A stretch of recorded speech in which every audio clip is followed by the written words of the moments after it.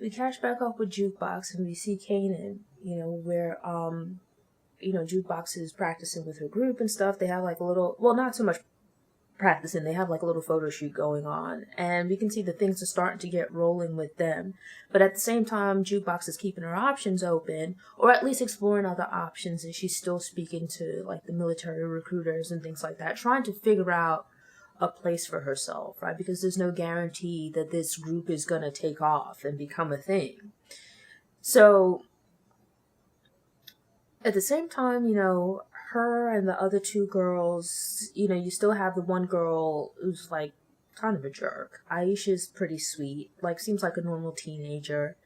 And by this point, her and Jukebox have formed a bit of a friendship where, like Jukebox isn't pushing up on her or anything like that. You don't get the sense that Aisha is interested in Jukebox either.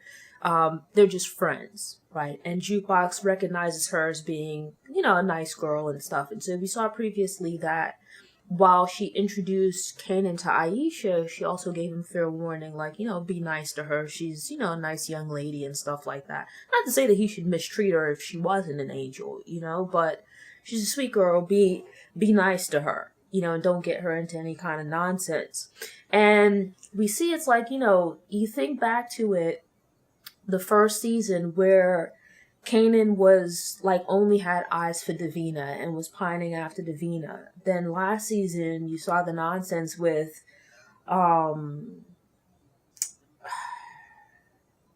whatever the girl was and her mom.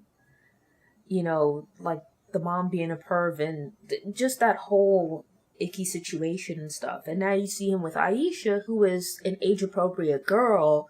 But him, number one, flirting with the other girl in the group. And Jukebox actually, like, warns her against it that, like, hey, my cousin's talking to Aisha. Like, don't push up on him, leave him alone. Which, well-intentioned, but really that should fall to Kanan to take care of that, right? Like, Kanan's the one talking to Aisha. It's unclear how serious they are, as it seems like they've just met anyway. But it would be on him to, if old girl should pursue, to let her know, like, that he's talking to this other girl. And it's like, regardless of whether or not they're in a serious relationship or anything like that, as Jukebox mentions, they're in a group together. And Kanan dating one girl and dealing with the other can bring problems in the group. They're just getting started.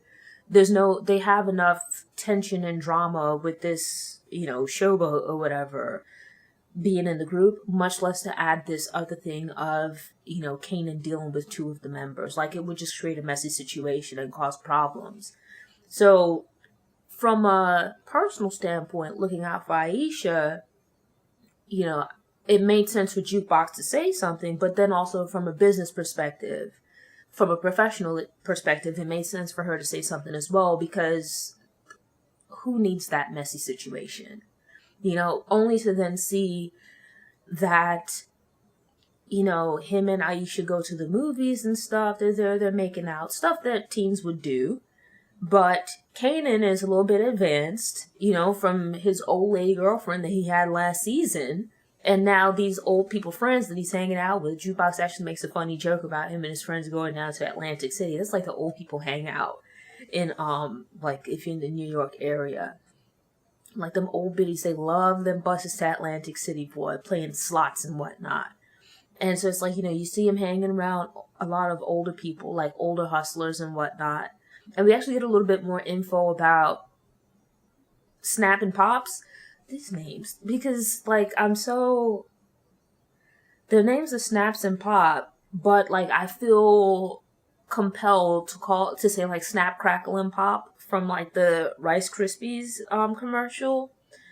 But come to find out that they were bank robbers, and then they got into hustling. So they're like street people.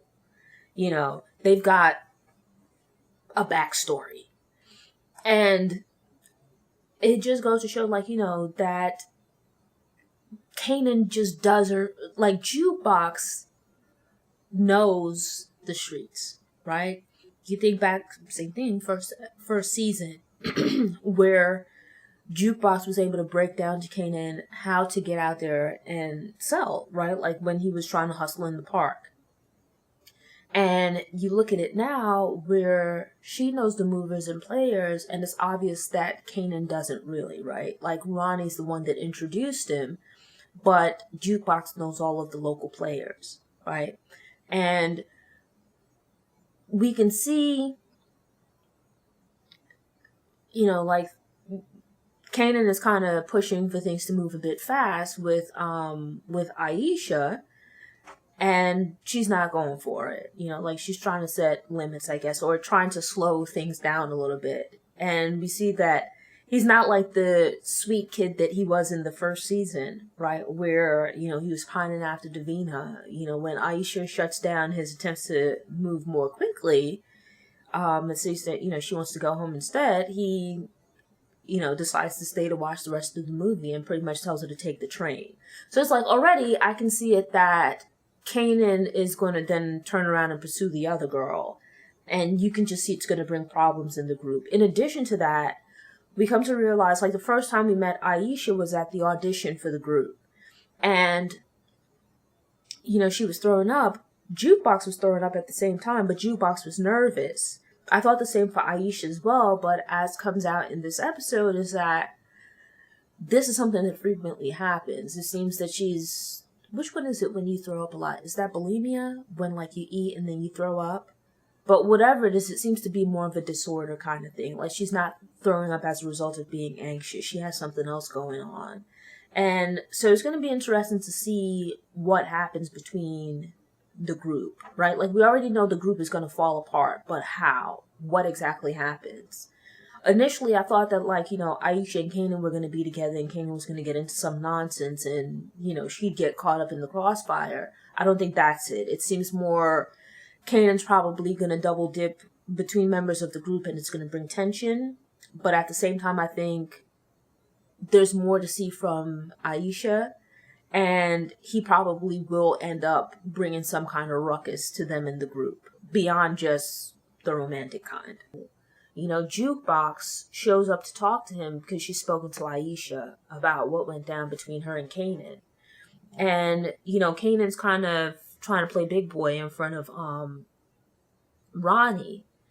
And Jukebox kind of, like, sums him in front of him. And it speaks to the nature of their relationship where there's an assumed familiarity. Because, like, she was like Jukebox's older sister. She looked out for him as a kid. If you think back to it with the whole first episode, the fight on the playground, that Jukebox was expected to be his protector. Jukebox was expected to be there for him, to help take care of him, to look out for him and whatnot. And here it is that he's getting involved in the streets. We know, like, Kanan was kind of soft, not that long ago. And it's like, here it is, he's hanging out with these older people. He's here with Ronnie and stuff, and suddenly he's this supposed tough guy.